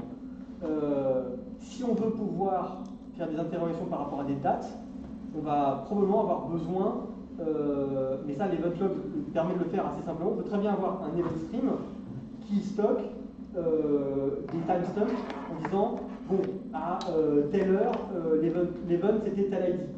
Puis 10 minutes plus tard, l'event c'était ça. Puis 10 minutes plus tard, l'event c'était ça. Ce qui permet du coup assez simplement de dire ok, ramène-moi à l'événement qui était à 15h10. Moi je me suis entre 15h15 et 15h25. Donc je prends 15h10, je lis les événements. Quand j'arrive à 15h15, je commence à vraiment appliquer les événements et je m'arrête dès qu'un événement est à 15h26 par exemple. Oui, du coup tu comptes juste ce qui te. C'est ça. Donc, mais nativement, je suis presque certain que Event Store DB par exemple ne permet pas de dire je veux les événements entre telle date et telle date. Mais on peut s'arranger pour, hors de l'Event Store, avoir cette information quelque part. Okay. Ou dans l'Event Store sous forme d'événements d'ailleurs. Voilà. Ouais. Et au niveau sinon de la productivité, par rapport à utiliser un système plus traditionnel, est-ce que tu vois tu dirais que c'est plus, moins, pareil? J'ai l'impression qu'on a eu moins de blagues. En fait. Quand je vois par rapport à des projets précédents où on avait des craintes sur est-ce que ça va bien se passer quand on est en prod avec la migration, ou on galérait sur une migration même quand on les testait, ou alors il y avait des données qui étaient pourries dans la base parce que on ne pouvait pas revenir en arrière. Toutes ces blagues-là, on ne les a pas eues. On peut se targuer en 3 ans, alors qu'il y a 3 ans, je découvrais l'event sourcing avec mes collègues. En 3 ans, on n'a eu aucun incident où on a perdu des données. C'est arrivé qu'on ait des données qui ne soient pas facilement accessibles par nos collègues métiers, parce que notre interface n'était pas prévue pour les lire. Il y a des fois où il fallait que nous on intervienne manuellement dans le système, faire quelque chose, mais ça n'est jamais arrivé qu'on ait un pépin où on perd des données, ou alors des données soient réécrites et la version correcte soit perdue. Ça ne nous est jamais arrivé. Alors qu'il y a 3 ans, je découvrais l'event sourcing. Et c'est pour ça que je dis que moi, ça me semble l'event sourcing assez simple à faire de manière fiable et correcte et robuste. Ouais, mais la question c'est plutôt est-ce que là, tu vois, tu es en start-up, imaginons que sur une start-up où vraiment tu as, je sais pas, 3 mois de trésorerie devant toi, est-ce que tu penses que c'est en termes de vitesse de production de features, ça vous ralentit, ça vous accélère, ou tu gagnes ton temps juste par le fait que tu fais moins de conneries? Moi, je soupçonne que c'est avantageux. Maintenant, je ne saurais pas te répondre de manière définitive.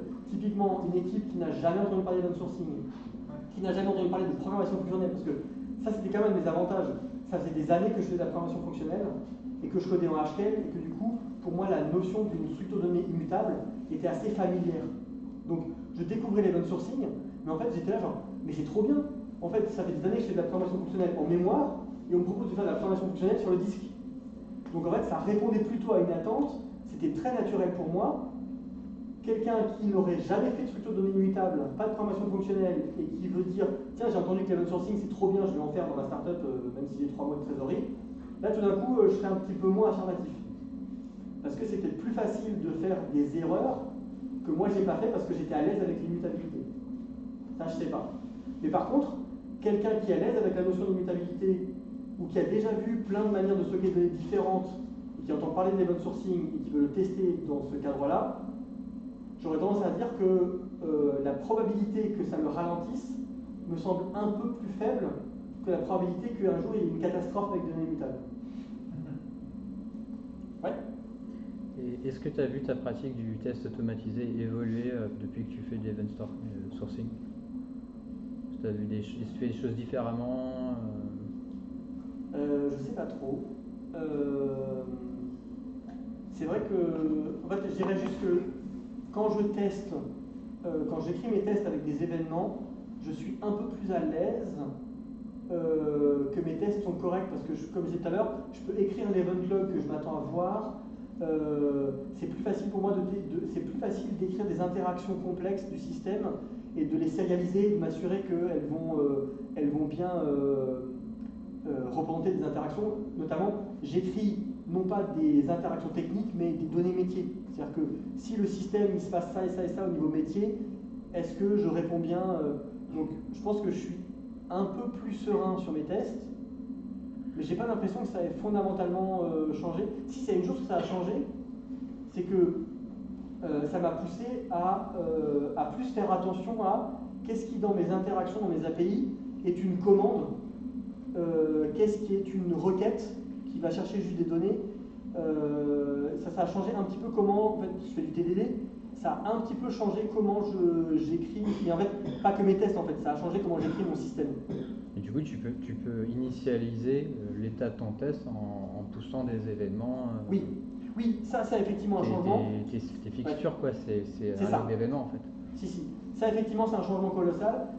Je ne me pose plus jamais la question de comment mettre l'état dans le système dans un certain état. C'est évident, c'est la même chose que tout le reste, c'est toujours juste écrire des événements qui correspondent. Ça change tout, ça. Ouais, ça change effectivement quelque chose. Il y avait toi d'abord? Ouais, je me demandais juste que tu as l'air de poser, tu fais un lien fort entre fonctionnel et l'event sourcing. Est-ce que ça voudrait dire que programmer en orienté objet, ça pose un problème par rapport à l'event sourcing? Non, des gens comme Greg Bloom, ils sont fans de C#, il y a plein de gens qui font de l'event sourcing avec des objets. C'est juste que quand on fait de la programmation fonctionnelle, l'event sourcing me semble assez naturel. Parce qu'en fait, c'est une structure de données immutable sur le disque. Et en fait, tous les avantages de la programmation fonctionnelle, on les retrouve dans notre stockage. Toutes les contraintes de la programmation fonctionnelle, on les retrouve dans le stockage. C'est juste que c'est les mêmes types d'avantages et de contraintes.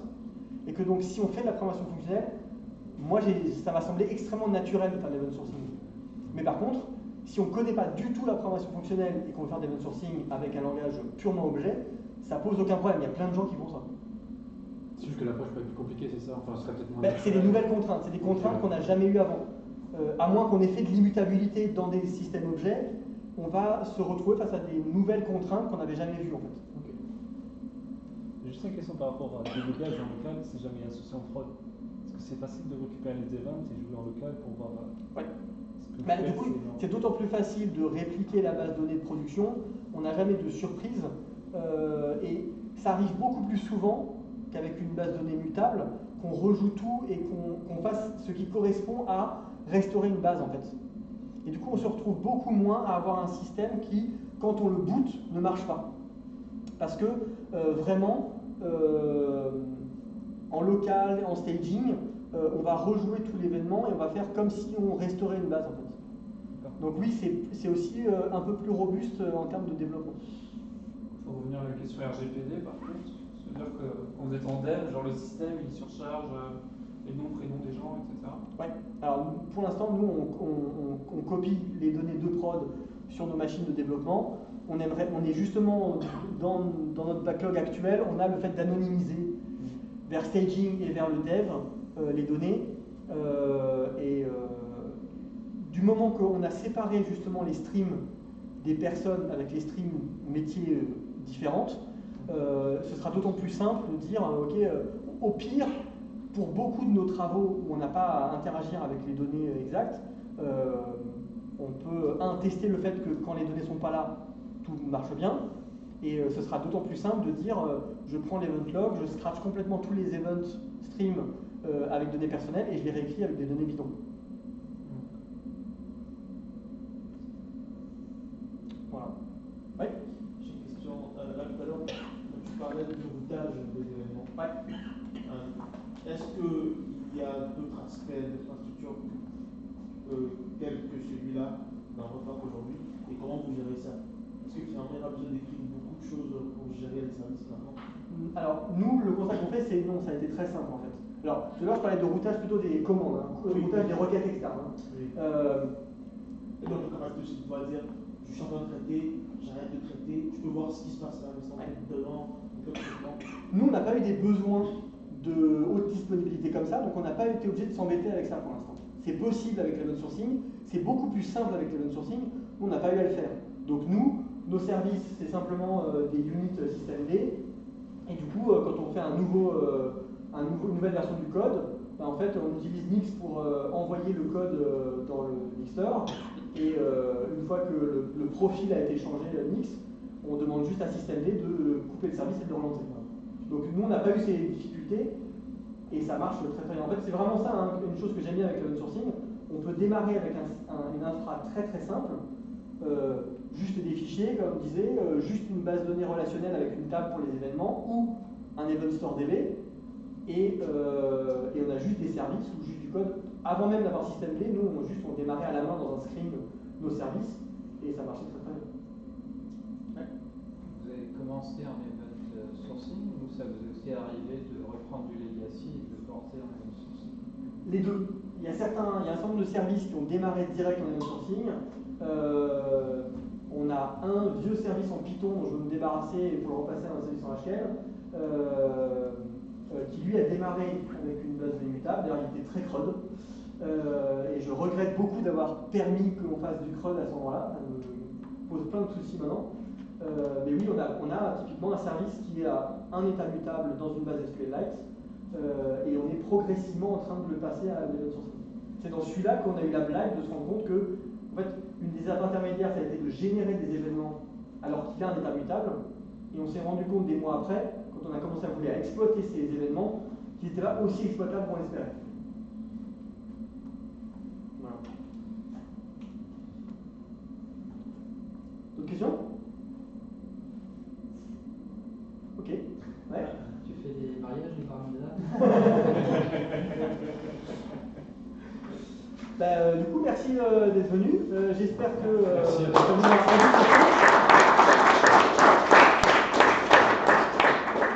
Et du coup, n'hésitez pas à me contacter si vous avez des questions ou un besoin de conseils sur l'event sourcing, ce sera avec plaisir. Hein. Voilà. Bon, maintenant, comme ça, les chiffres, hein.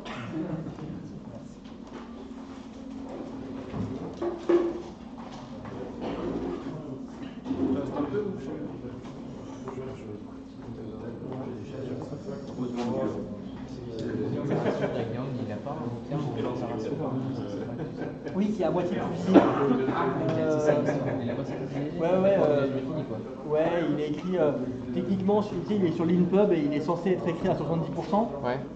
En l'occurrence, le gros de ce que je m'attendais à trouver dedans est déjà écrit. En fait, c'est juste qu'il y a 2-3 petits chapitres qui pourraient peaufiner un petit peu pour rajouter qu'il n'a pas écrit. Mais typiquement, il parle notamment de comment versionner des événements, quels sont les pièges à éviter quand on fait du versionnage, quand on réécrit l'event store, par exemple, l'event log.